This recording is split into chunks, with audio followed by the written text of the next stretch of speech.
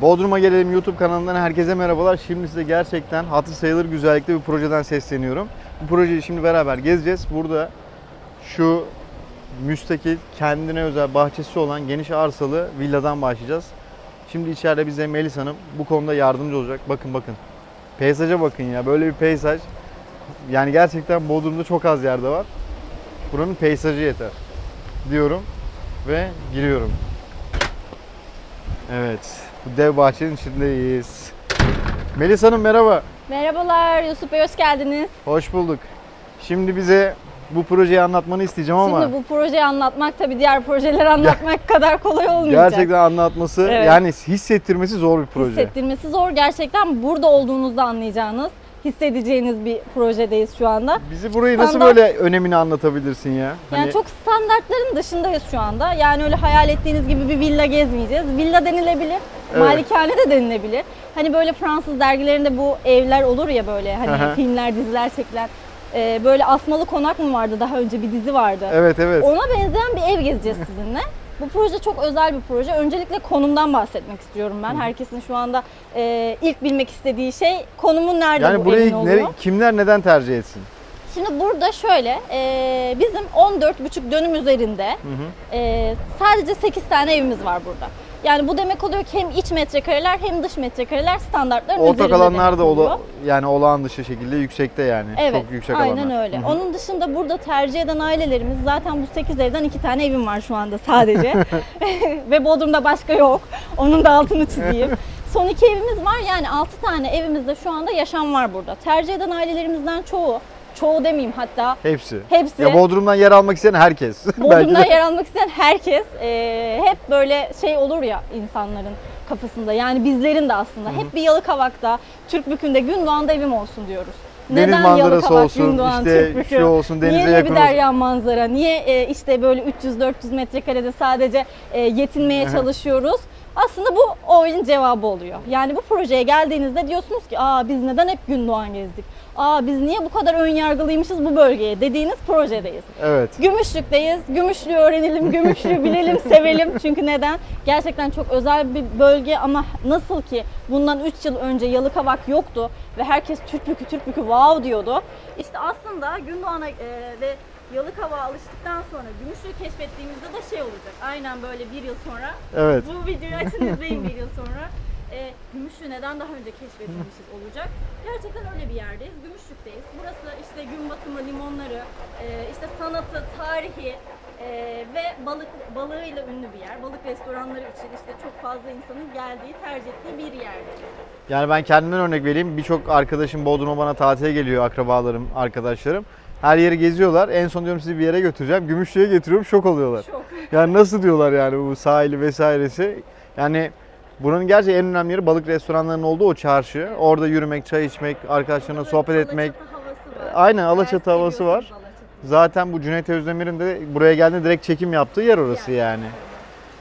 Yani Gümüşlük çok güzel, çok özel bir bölge. Her yere yakın bir bölge. Eğer yaz kış düşünüyorsanız Bodrum'da yaşamı gerçekten Türkbükü uzak kalacak size. Yalıkavak belki evet, Yalıkavak marinasıyla ünlü, deniz manzarasıyla ünlü ama kendi yaşamınız sizin için çok değerliyse ve böyle büyük, yani küçük metrekarelere sıkışmak istemiyorsanız, bahçenizin tadını, işte evin tadını çıkarmak istiyorsanız burası doğru yer derim.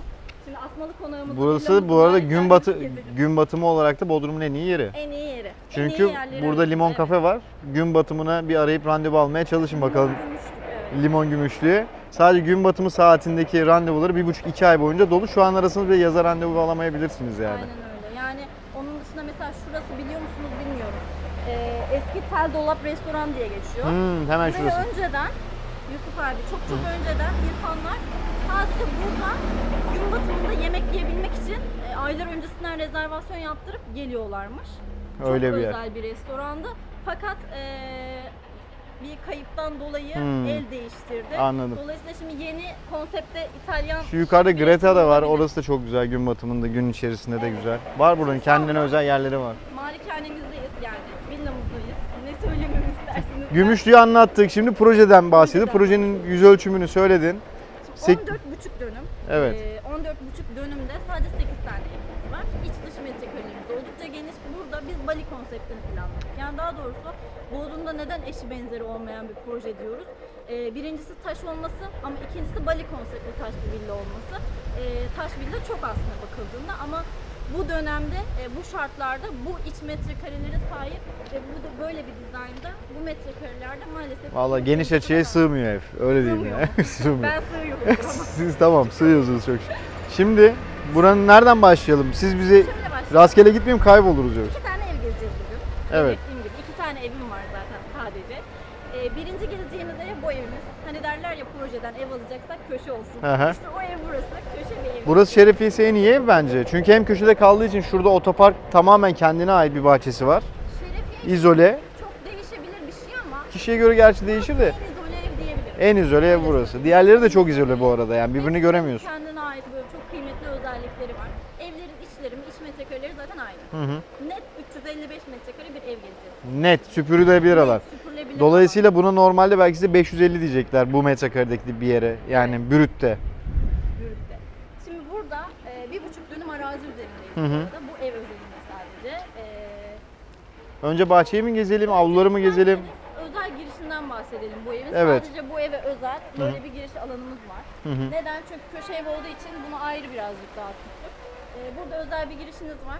Bu alan sizin tamamen araç park alanı.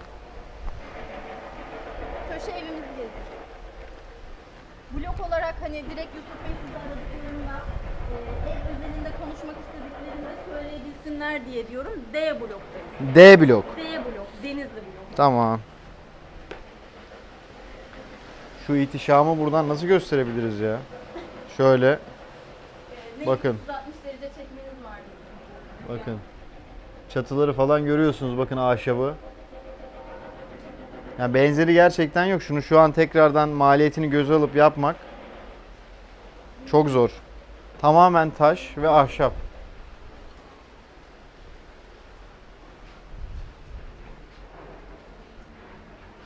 Burayı görüp hasta olmayan, beğenmeyen gerçekten yok. Yani rustik, bu country tarz çok seviyorsanız gerçekten bu tarz bir ev size göre diyebilirim. Ya sıradan biri değil zaten. Sıradan Burayı biri değil. isteyen Evet. kişinin bir vizyonu olması gerekiyor illa ki. Aynen. Çünkü gerçekten burada evlerin bir ruhu, hani derler ya evin içine girdiğinde, evin bir kendi ne derler ruhu var. Hissediyorum onu derler işte. O dediğimiz evlerden bir tanesi. Şimdi burada bir şömin, burası birinci Şu avlu. an biz giriş sağladığımız alandayız. Yani Evet. evin ana giriş alanındayız. Şöyle göstereyim uzaktan. Ev o kadar büyük ki Evet. bunu gösterebilmek için uzaklaşmak gerekiyor. Burası evimizin ana giriş alanı.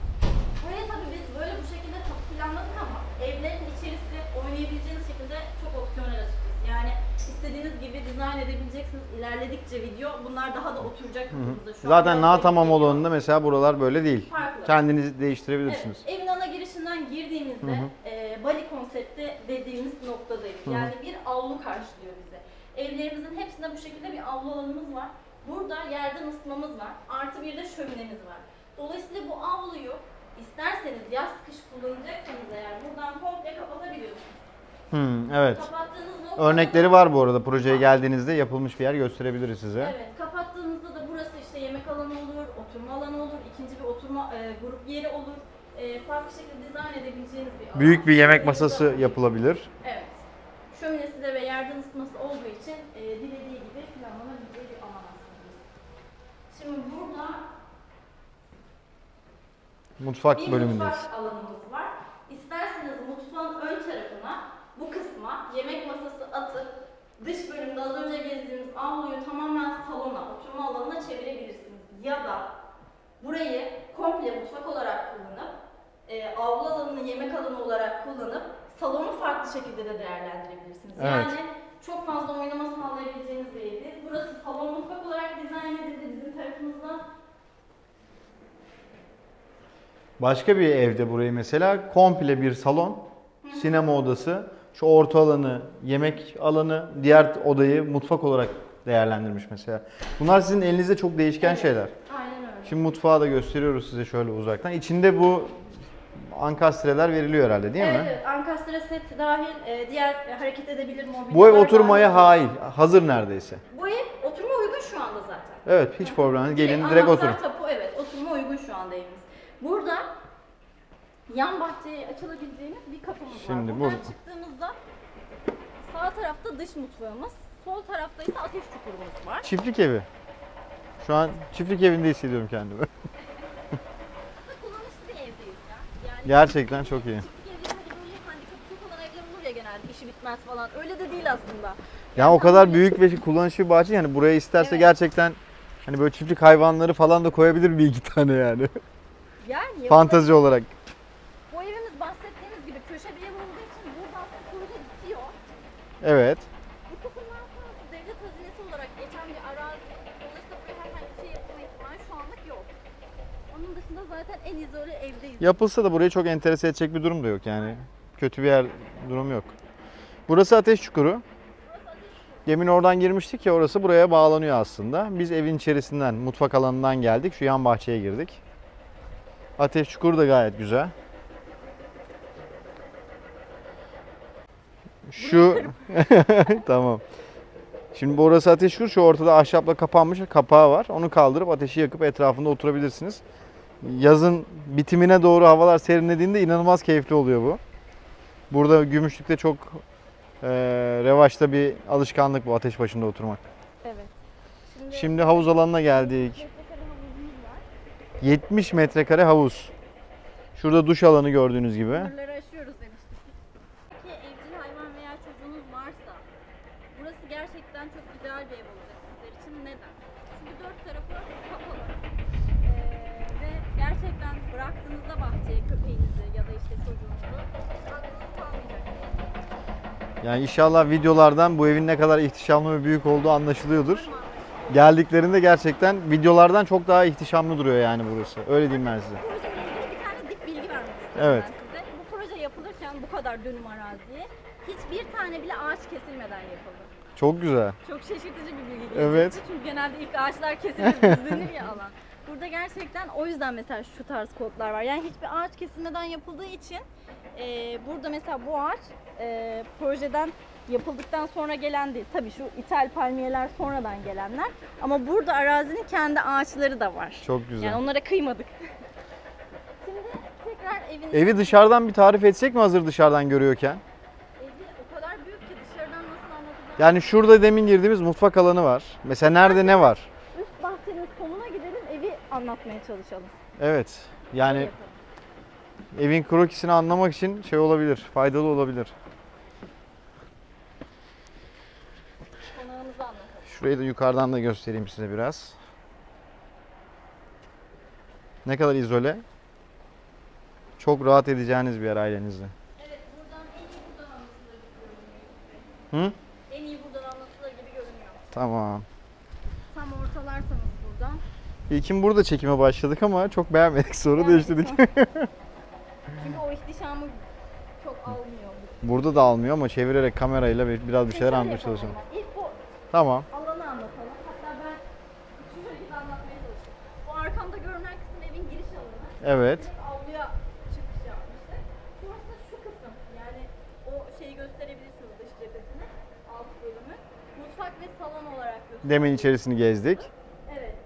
Şimdi bu tarafa geçtiğimizde odalar bölümü ve yukarıdaki teras bölümüyle tekrar Şimdi bağlı. bu avlunun yukarıda oda olmuş hali var aslında. Bu avlu büyüklüğünde yukarıda bir oda var. Değil mi? Salon var. Salon var. Bu avlunun üstünde Tamam, bir salon tamam. var. Şurası, pardon. Şurası salon. Mutfak Avlu salonun büyüklüğünde. üstünde master odamız var. Mutfağın üstünde mutfağın odasının büyüklüğünde. Şimdi gezeceğiz oraya ama orada master bedroom var. Evet. Şimdi evin sağ tarafını hiç gezmedik. Gezeceğiz. Geziyoruz. Burada Alt katta 2 tane oda, alt katta 2 oda. üst katta 2 tane oda. Yukarıda 2 tane oda. Aradan da merdiven çıkıyor. Bir de bunun aşağısında müştemilat falan alanları var. Müştemilat alanı var. En son gezelim müştemilatı isterseniz. Önce evi anlayalım. Yani Çünkü şuraları büyük daha olduğu için- gezmedik bakın. Gezeceğiz, buraları da gezeceğiz. Evet, altta küçük bir bahçemiz var. Gezeceğiz. Hepsini anlatacağız. Şurayı sizlerle. dıştan görsünler, merak eder. Şimdi içerideyken algılayamazlar. Odalardan birinin balkonu burada. Yan odanın balkonu burada. Şu aşağıda bir de bir alan daha var. Bu da 2 odalık bir alan. Yani 100 metrekareye yakın. Belki daha fazla. Bir oda da aşağıda var. Şimdi devam edelim. Şimdi belirttiğimiz gibi bu avlu alanında yerde ısıtma var, ısı pompası var ve şömine var. Dolayısıyla burayı komple de kapatabilirsiniz. Ya da açılabilir, kapanabilir camla kapatıp burayı hani yaz aylarında hafif bir esinti olsun yemek yerken derseniz açıp kapatma sistemle de planlanabilir. Tamamdır. Şimdi devam edelim. Bence bu proje hiç bu kadar detaylı daha önce anlatılmadı. Evet, odalar bölümündeyiz. Girdiğimizde sağ tarafta bir tane odamız var bu şekilde. Şu merdiveni şöyle göstermeden geçemedim. Şimdi burada kendine ait banyo alanımız var ve bir odamız var. Burayı isterse misafir, isterlerse çocuk odası ya da gelen işte yardımcı olur, bir şey olur, kullanılabilir. Şu anda çalışma odası gibi planlanan bir oda burası. Kendine ait banyo alanı var. Buradan direkt bahçeye çıkılan bir alanı var. Burada da balkon var. Şöyle banyo gayet güzel.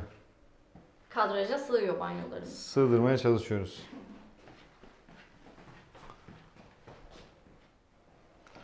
Burası mesela bir evde komple mutfak alanı olarak değerlendirilmişti. Evet, mesela kapalı bir mutfak isteyip yaz kış kullanmak istediğiniz bir evse arayışınız. Burayı tamamen kapalı mutfak olarak planlayıp az önce kapanabilir, açılabilir avlu diye tarif ettiğimiz alanı komple büyük böyle yemek masasıyla yemek alanı olarak tasarlayıp diğer tarafı da yani mutfak salon diye anlattığımız kısmı da tamamen salon yapabilirsiniz. Aynen Bu da öyle. farklı yani bu sitede olan ailelerimizin bir tanesi bu şekilde planladı. Yaz Hemen kış karşısında da burası var. Şimdi burada şöyle bir sistem var. Buraya bir ayrı kapı planladık. Burayı kapattığımızda Evet. tamamen izole oluyor bu alan. İşte çamaşır kurutma makinesi, kendine ait banyosu ve oda şeklinde.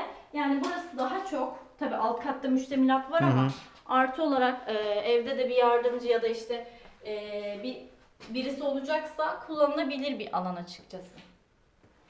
Güzel. Sonuçta burada kalanın ilişkisi bu kapıyla kesiliyor buradan. Evet, Önemli olan o. doğru. Önemli olan o. Bir de şu kapıdan bahseder misin? Bu dışarı ile içeriye ayıran ana kapı aslında.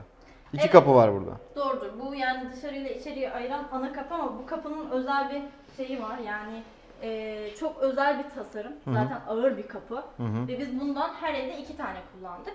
Bir tanesi havalandırma, işte o merdivende o bütünlüğü sağlasın, ışık alsın ve havalandırılabilsin diye planlandı. Diğeri de bu şekilde ana odalar için giriş kapısı olarak planlandı. Tamamdır. Şimdi yukarıdaki oda. Şimdi bu alttaki iki odayı da gezdik. Yukarıya doğru devam ediyoruz. Evet. Yine bu ihtişamlı kapı ikinci kez burada görüyoruz. Merdiven genelde böyle taş evlerde, Yani işte burası konak tarzı yerlerde 4 karanlık metre, olur ya. 4,5 metre falan yani ciddi Evet. bir alan. İşte o karanlık Ciddi bir yükseklik. olmasın diye planladığımız alan. Ya bu tarz bir evi ancak yurt dışında görürsünüz. Ben o kadar diyeyim size. Zaten bu çok istenilen bölgeler vardı ya, saymıştık başta. Evet. Gündoğan, Yalıkavak, Tüplükü. Bu evi oraya bir yere koyduğumuzda zaten alınamayacak bir rakam. Tabii, olmuş olacak. tabii imkansız. Evet, imkansıza girecek. Üst katta yine alt kattaki aynı sistem. Karşılıklı 2 odamız var. Bir tanesine girelim. Buradan manzarayı da görüyoruz Yusuf Bey. Oo, çok güzel bir deniz manzarası var burada. Ne kadar size yansıyor bilemiyorum. Heyecanlandım Yansımıyor şimdi. olabilir. Heyecanlandım. Şimdi şunu kendi görüşümüze benzetelim. Ya ne kadar da olsa benzemiyor. Yani ciddi bir güzel bir deniz manzarası var şu an karşımda. Öyle demek istiyorum. 2 tane görüyorsunuz değil mi? Evet. Sadece karşıyı mı yoksa şurayı da gösteriyor muyuz? Bakın şimdi bir tane. şurada var. Şurada tepeler var. Sonra karşımızda bir de burada deniz manzarası var. Yani bu manzara gerçekten özellikle akşamları gün batımında inanılmaz. Bahçemize yukarıdan da bakalım hazır fırsat bulmuşken. Bu videoyu izlediğinizde ev hakkında kafanızda veya aklınızda bir soru işareti kalacağını ben zannetmiyorum. Ben de zannetmiyorum. Ama yine olursa da her zaman yardımcı oluruz. Tabii.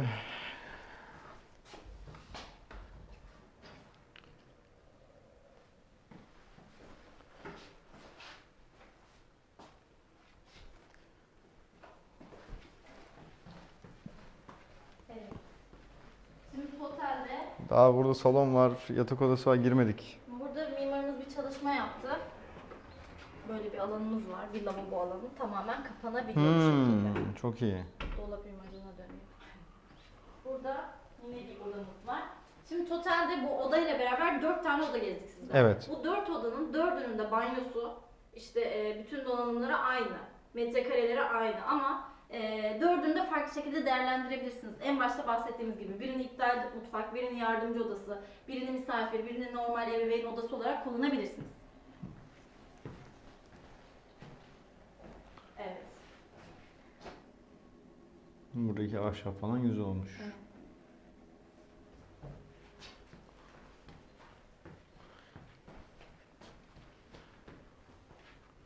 Gayet güzel. Bu perdeler açıldığı zaman tabii ki arkalarında yeşil ağaçlar falan var. Evet, Peyzajı bizim görüyorsunuz. ağaçlarımız. Şunu bir açalım mı? Ben tam Açalım. gösteremedik bence bunu. Açalım. Aç. Evet, bildiğiniz bir mutfak aslında. Lavabo.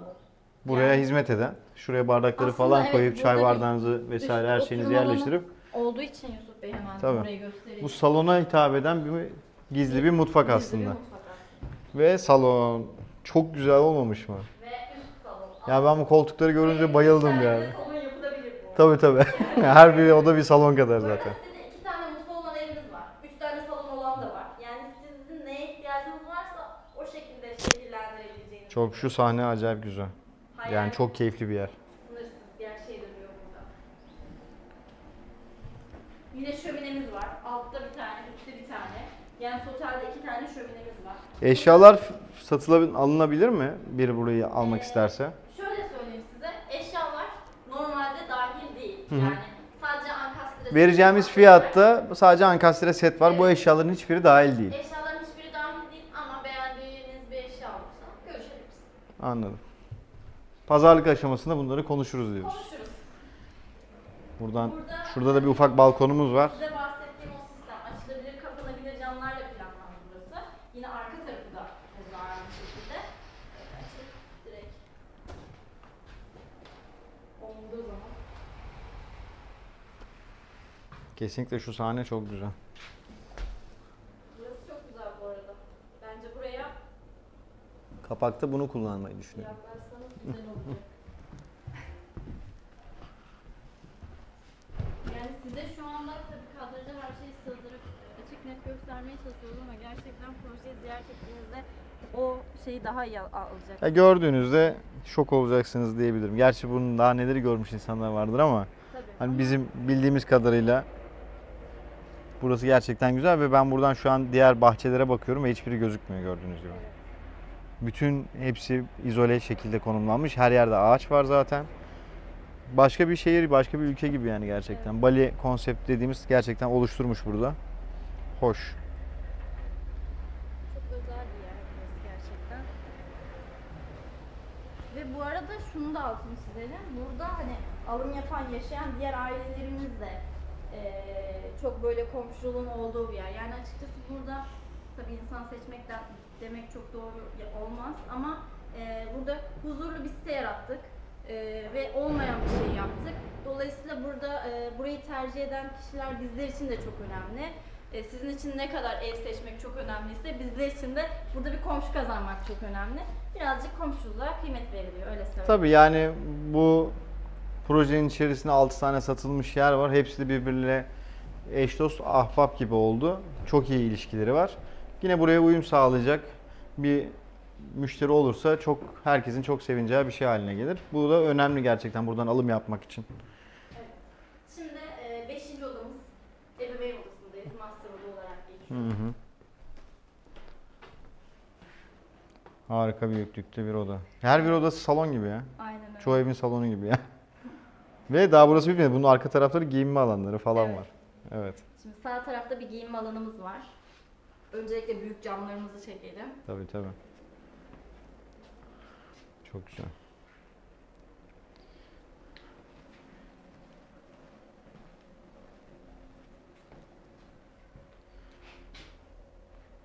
Şimdi sağ tarafta giyinme alanı var. Evet, sağ Orayı tarafta çekiyorum. giyinme alanımız var. Şöyle bir alan yeterli. Yani rustik country bir evde nasıl modern bir yatak odası planlanıyor. Sol tarafta da ebeveyn banyosu Evet. var. Sol tarafta da ebeveyn banyosu var. Wow. İlerleyebiliriz. Sağ tarafta da Vay devam vay edelim. vay. Hiç göründüğü gibi değil. Çok büyükmüş. Giyinme odasını ufak tutup burayı büyük yapmış. Evet. Bu da çok güzel olmuş. Şimdi köşe bir ev olduğu için buradan dışarısı hani cam var nasıl rahat edecek. Zaten kendi nasıl bahçesine şey bakıyor olacak, şu an. Kendi bahçesine bakıyor. Yani o arkada görmüş olduğunuz alan zaten izole bir ev olduğu için, kapalı bir alan olduğu için. Villanın girişinde tamamen buraya ait olan yere bakıyor yani Evet. şu an burası. O yüzden çok güzel olmuş.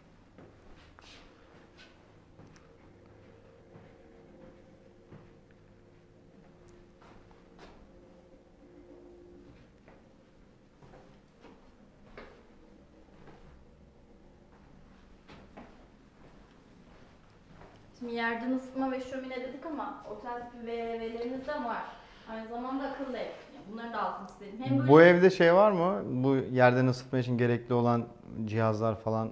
yerden ısıtmanın sistemi var. Klimalar da var. Evet. Bu evde yerden ısıtma ve ısı pompası, klima var. Hı hı. Şömine de var. Diğer gezeceğimiz ikinci olan evde yerden ısıtmanın sistemi var. Isı pompası temin edilmesi gerekiyor. Diğeri tamam. Tamamen boş diye düşünün. Sadece ana hatları var. Gezeceğiz şimdi onu da. Buranın avantajı bence klimasının olması, ısı pompasının Diğerinin de var olması. kliması. Klima Klima, makineleri falan var yani. var. Yani Klima aslında- çalışır durumda. Bir tek yerden ısıtmanın ısı pompası yok. alınması gerekiyor. O da çünkü kişiden kişiye değişiyor. Hani Hangi markayı marka kullanacak, ne seviyorsunuz, yapacak? kullanıyorsunuz gibi. Aslında çok tamam değil orası da %80 tamam aslında. Bence şimdi Yani daha çok orayı merak ediyorlar. banyo ve mutfak kısımları sadece. Hı hı. Tesisatları yapıldı. Bütün altyapıları sağlandı. Sadece işte o kişisel böyle ince detay dediğimiz kısımlar kaldı. Öyle söyleyeyim. Tamam. Şimdi ne tarafa gidiyoruz? Şimdi burada sonlandıralım, diğer eve geçelim isterseniz. Buranın alt katı var ama daha. Müştemilat kısmı. Tabii oraları çekmedik. Tamam, müştemilata inelim. Tamam, burada durduruyorum, müştemilattan devam edelim. Duralım, müştemilatla devam edelim o zaman. Şimdi bahçeye indik. Müştemilata doğru gidiyoruz. Evet, kusura bakmayın, müştemilat. Yani çok müştemilat demek de doğru değil aslında gördüğünüzde. Hak verecek mi? Dur şöyle aşağıdan biraz çekeyim şurayı. Burada mekanik odamız var. Ya benim şikayetim şu, bu projenin resimlerinde bu proje gerçek ihtişamını göstermiyor yani. Evet, Videoda mesela gözüksün bu istiyorum. Beştepe'de kullandığımız malzeme çok özel bir malzeme. Hekimköy taşı diye geçiyor ve duvarlarda 60 santim, bu giydirme taş değildir. Tamamen bildiğiniz 60 santim taş kullanılıyor. Antik kente gelmiş gibiyim ya. Torununuzun torununun torununa kalacak bir ev aslında. Evet. Şimdi burada bir teknik odamız var. Teknik oda dediğimiz aslında bu VRV'lerin işte Isı pompasının havuz vesaire, havuz motorlarının, her motorlarının şeyin olduğu bulunduğu. tesisat alanı. Buraya zaten dışarıdan ayrı bir yerden girebiliyorlar. Burada küçük bir bahçe alanımız var. Muz ağaçlarımıza bakar mısınız Aa, ya? muzlar çıkmış.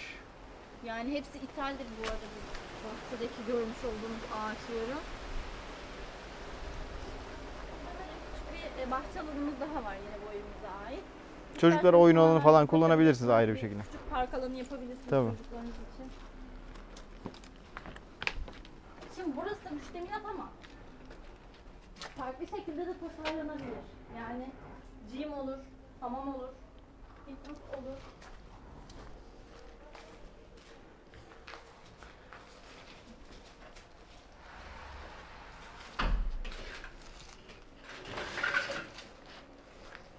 Evet.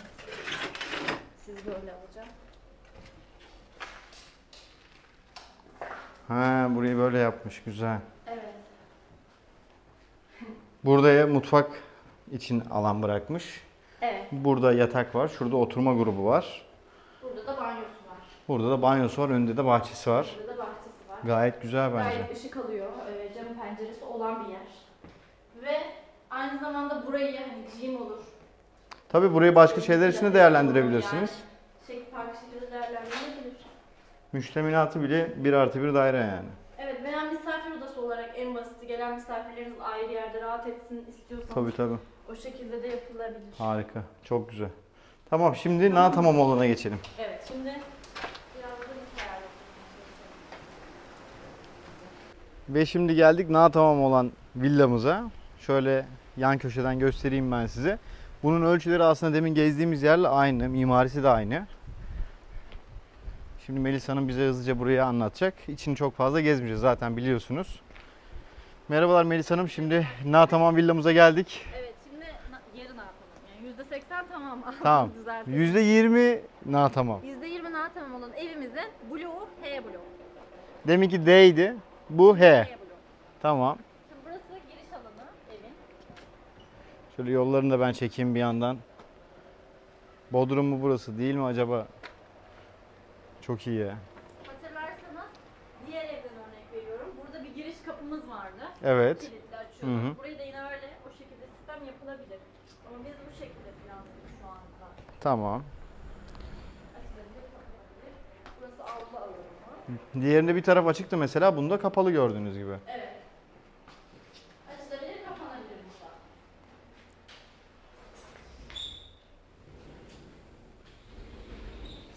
Evet. Daha tamam olan kısımları zaten hızlı geçileceği için salon, mutfak, diğer evden çok iyi hakim olduğumuz için evin içi de aynı olduğu için metrekare olarak bahçeye ve havuza bakalım.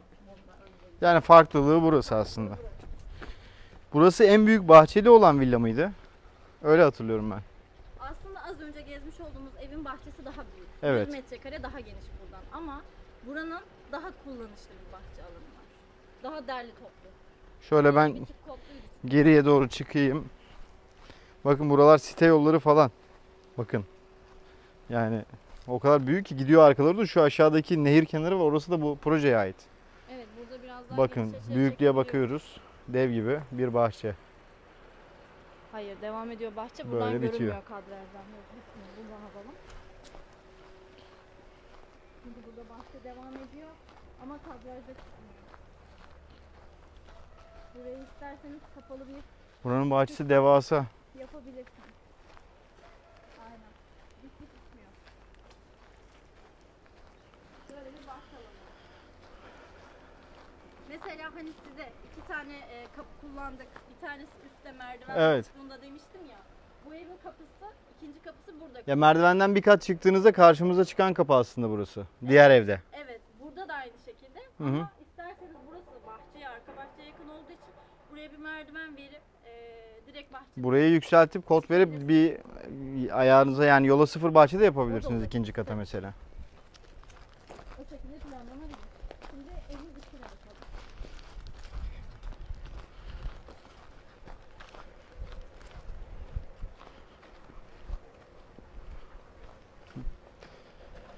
Bunun altında bir alan daha var değil mi? Müştemilat var.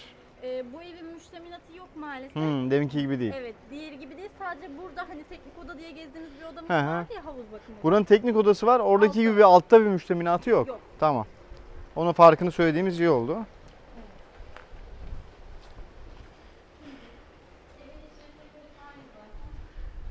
İzole, çok izole, gayet güzel. Şimdi diğer alanları hızlıca geçeceğiz. Buralar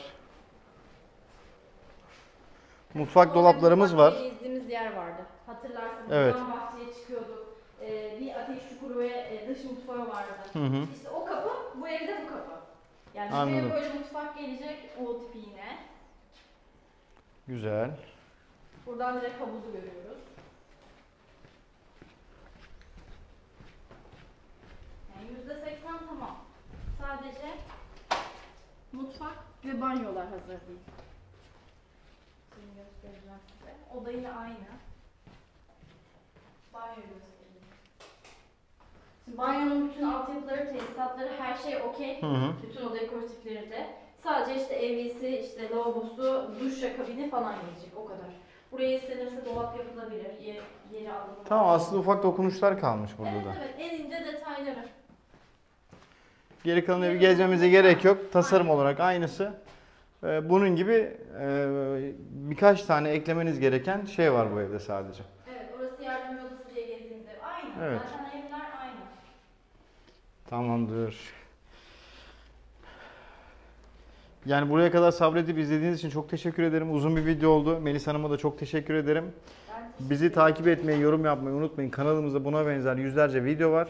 Hepsini izlediğinizde Bodrum hakkında genel bir bilgi sahibi olacaksınız. Bu da size alımda çok kolaylık sağlayacak. Fiyat veremiyoruz bildiğiniz gibi. Birçok videolarımıza alışık olanlar biliyordur. Bana WhatsApp üzerinden ekran fotoğrafı, link atarak fiyatlandırmayı direkt öğrenebilirsiniz. Ben size hızlıca dönüş yapıyorum. 7/24 gönderebilirsiniz. Hiç çekinmeyin. İnşallah herkes... Burası H blok, diğeri D blok. Tekrar altını istiyorum. Burası H, diğeri D. Na tamam olan veyahut da bitmiş olan diye de ayırabilirsiniz. Evet. D ve H olarak da ayırabilirsiniz. Fiyatlarını size iletiyor olacağım. Görüşmek dileğiyle, sağ olun. Sizin söyleyeceğiniz bir şey var mı? Ben de çok teşekkür ediyorum bizi seyrettiğiniz için. Beğenmeyi, yorum atmayı unutmayın. Beni takip etsinler değil mi? Etsinler. Yusuf abiniz. Edin. Size doğru bilgileri verin. Sağ olun, görüşmek üzere.